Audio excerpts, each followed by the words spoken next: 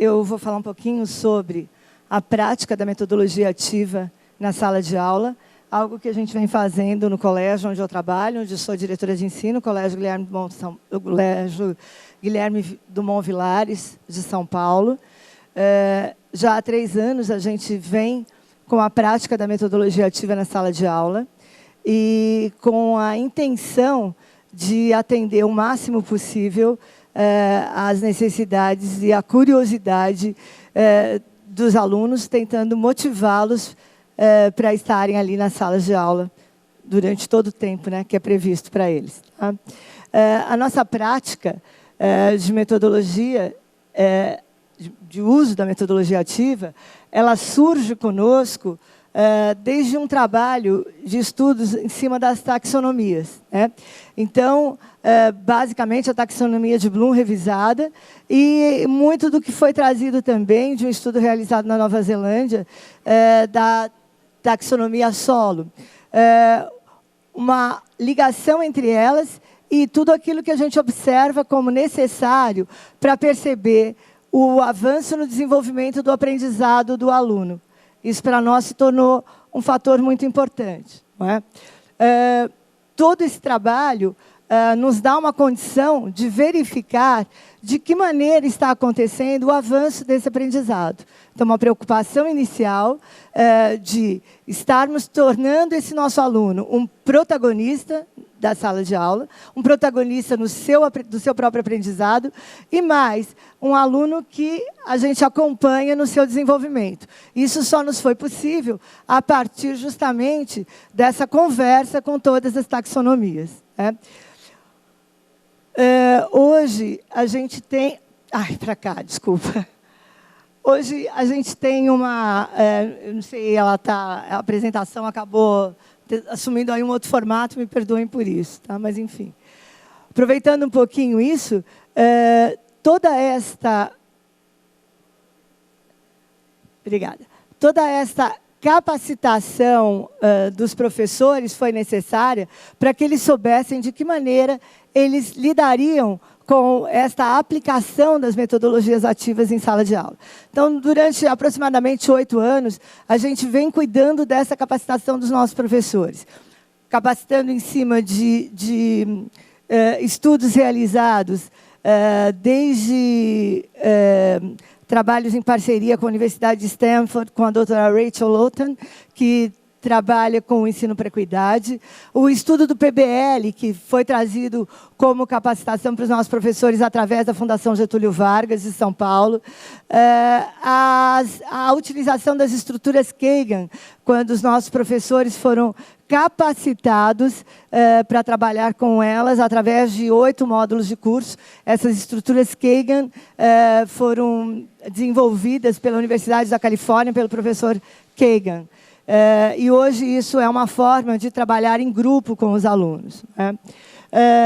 Outros processos também que foram trazidos, já há 2 anos a gente vem participando do ISTE, que é uma grande conferência e feira internacional que ocorre anualmente nos Estados Unidos, e que nos possibilitou ver outras formas de trabalho com a educação e que pertinentes à sala de aula, no que dizia respeito a fazer sentido para aquilo que o aluno precisava efetivamente fazer. Né? Lembrando que, para ele ser protagonista, ele é alguém que está fazendo.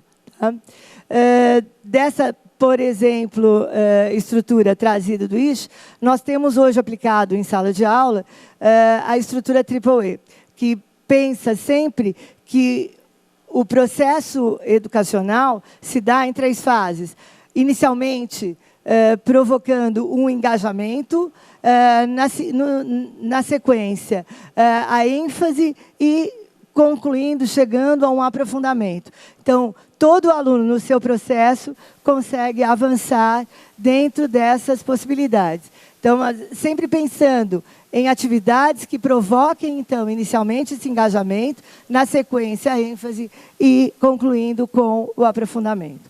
Isso acaba sendo um processo que hoje faz parte de todas as aulas ministradas dentro do colégio. Né? Agora, eles me tiraram a possibilidade de avançar com a apresentação aqui. Ah, acho que ela está fazendo direto lá, isso. Bom, o que a gente vem fazendo, o que a gente vem observando com isso? Que o nosso aluno é um aluno que ele está o tempo todo, hoje, empenhado no aprendizado. Um aprendizado que foge daquelas horas do colégio, propriamente. E ele aprende numa indicação aí de 24/7. 24 horas do dia, 7 dias por semana, onde ele estiver, ele entra num processo de aprendizado constante. Então, o que a gente observou foi que hoje existe um interesse maior, um interesse que vai além da sala de aula. E isso acaba sendo uma conquista, né, para todos aqueles que estão lidando com esse processo, né? Quando a gente estruturou todo esse caminho que seguimos hoje, a gente vê que esse caminho atende aquelas que são as necessidades da educação para o século XXI, né? Amparada aí nos 7 pilares de uma educação que seja multimodal, divertida, personalizada, colaborativa, significativa, tecnológica e aberta, né? Sobre o aspecto dessa educação, a gente pensa sempre que a gente está num momento de uma educação que tem que entreter, pensando naquele engajamento, daí ser divertida, necessariamente divertida, né? E que haja, então, esse interesse através de uma diversão. Diversão não sob o aspecto da piada, claro, mas diversão sob o aspecto do entreter, agradar e criar a curiosidade. Multimodal sobre todos os aspectos que hoje a educação se apresenta, né? Personalizada, porque a cada dia a gente vê que é muito importante, é cada vez mais importante a gente olhar para o nosso aluno e perceber que esse aluno é um ser individual ali naquele meio de outros 30 que estão dividindo com ele a sala. Difícil fazer isso? Muito difícil, sem dúvida, porque cada um, dentro das suas particularidades, tem as suas próprias exigências. Mas o que a gente observa é que a gente vem alcançando bastante sucesso à medida que a gente chama cada vez mais atenção do professor para a necessidade de olhar para essa individualidade do aluno.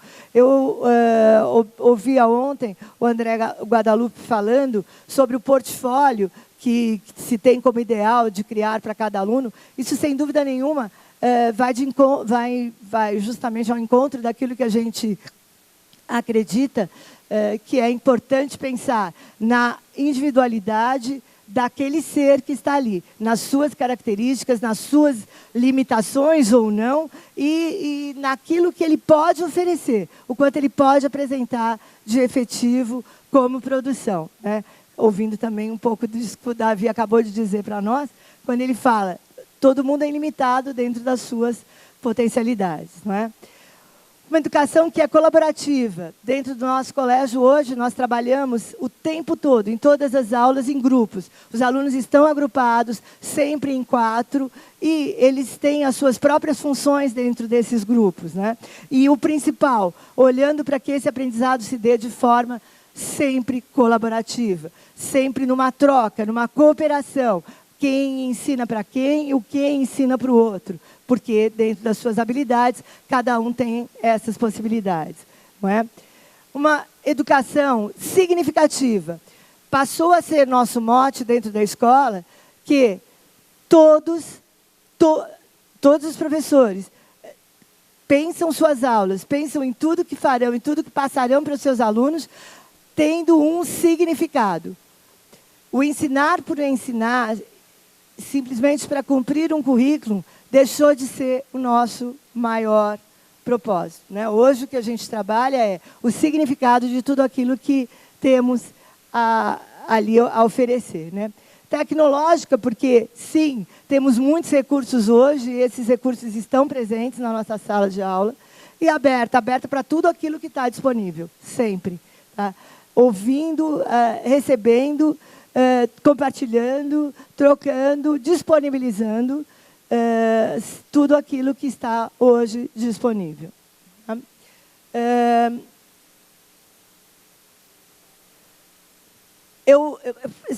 Se você puder passar... É você que está passando? Desculpa. lá direto. É porque eu queria que passasse rápido. É só para pensar aqui, só falando sobre o plano de aula, né? Hoje a gente pensa que todas as aulas seguem um plano.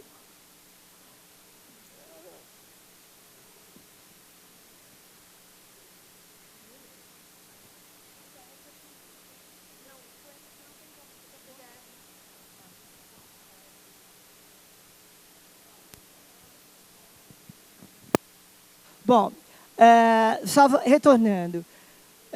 Aqui só tem um exemplo de um plano de aula, que hoje todas as aulas seguem esses planos, né?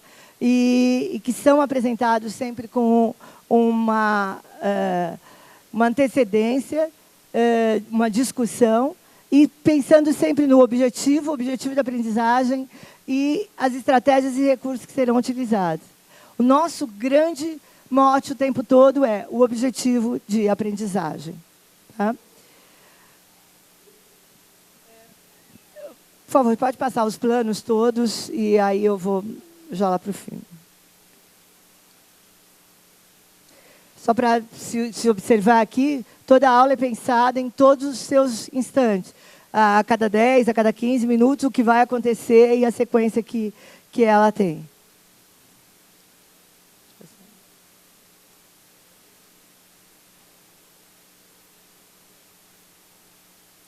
Pode passar, por favor. Até o final dos planos, que eu vou direto para um exemplo para a gente poder finalizar. Pode ir lá no final. Pensando, então, só nesse mapa conceitual desses 7 pilares da educação que eu trouxe, né? E dizendo que, então, todos esses planos de cada uma dessas aulas, todos eles seguem, então, este mesmo processo de atender aos 7 pilares, sempre da educação do século XXI. Pode passar, por favor. E aqui só uma referência àquilo que eu dizia sobre a aplicação das taxonomias, né? Onde a gente tem o nível de avanço, desenvolvimento do aprendizado do aluno, pensando sempre que ele parte de um modelo básico, concreto, não é?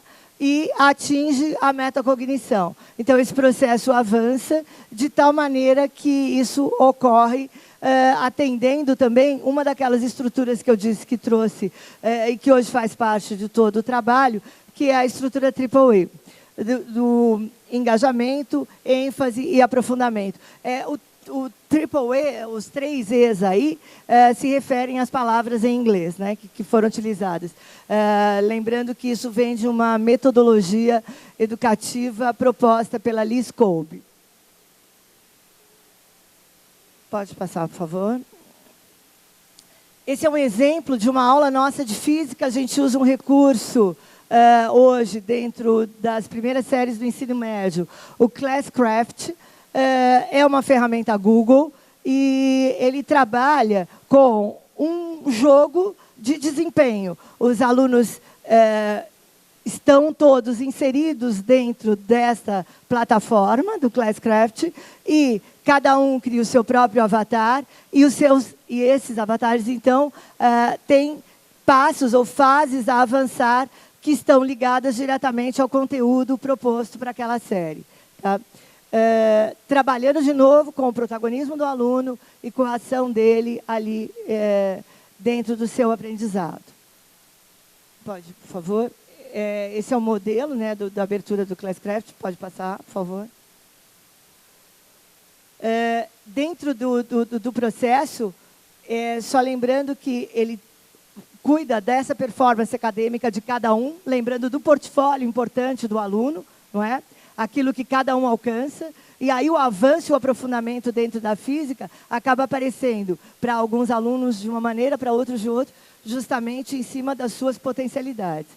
O comportamento da sala de aula alterou-se, a gente tem o aluno todo ele envolvido e comprometido, participando do jogo, a questão socioemocional sendo atendida, sob o aspecto de que eles se ajudam a alcançarem, avançarem nas fases. Né?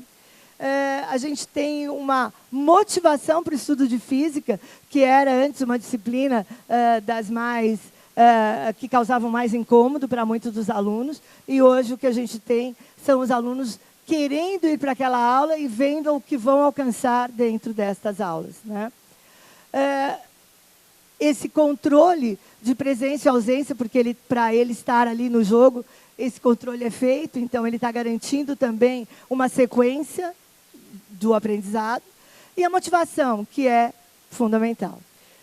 Só para... Por favor, pode passar. Eles têm aí todos os passos, pode passar, por favor.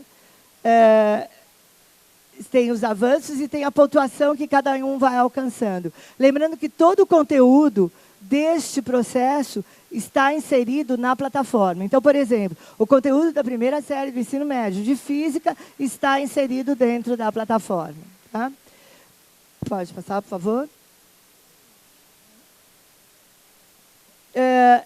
Eu não vou me deter nisso, isso é apenas uma das partes, né? Em cada um desses pontos, eles têm exercícios para realizar da física e avanços de fase que permitem que eles alcancem outros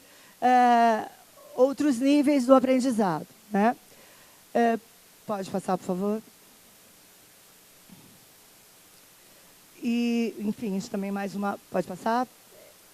Só mais alguma apresentação.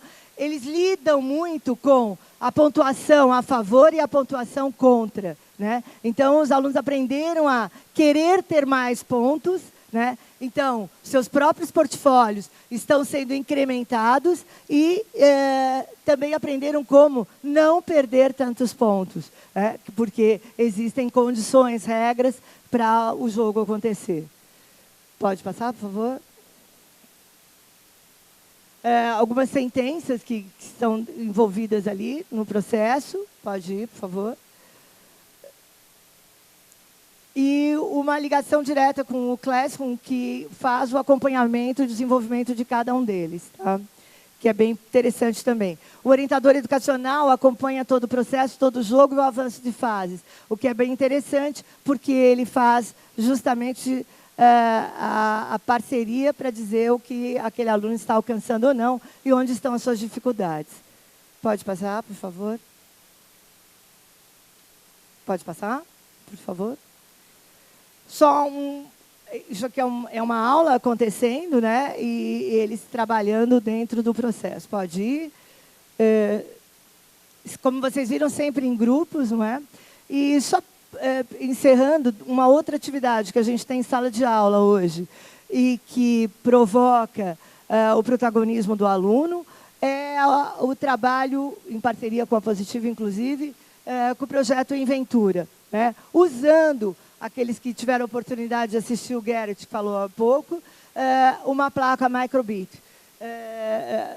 Nós fomos convidados pela Positivo para utilizarmos esse material na nossa escola. Os sextos anos utilizaram, criamos um processo, resumidamente, que envolvia a matemática, o nosso projeto Considere, que é a disciplina socioemocional, a artes e língua portuguesa. E aí eles desenvolveram a programação em duas áreas. Desculpa, robótica também. E eles desenvolveram a programação das placas da Microbit em 12 aulas, né?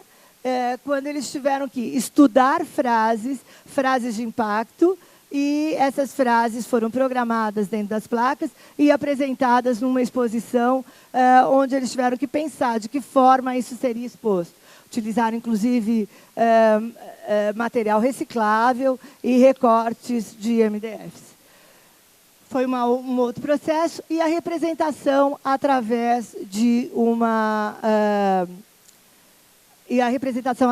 criação de histórias também programada dentro desse processo. Bom, eu encerrei. Só concluindo, eu só queria deixar... Pode passar, por favor? Aqui só algumas imagens. Essas foi a exposição feita, as aulas acontecendo, não é? As frases sendo pensadas, como foi falado antes, não é? E eu vou deixar o meu contato, está no último slide. Quem estiver interessado, estamos à disposição para poder compartilhar com vocês. Muito obrigada.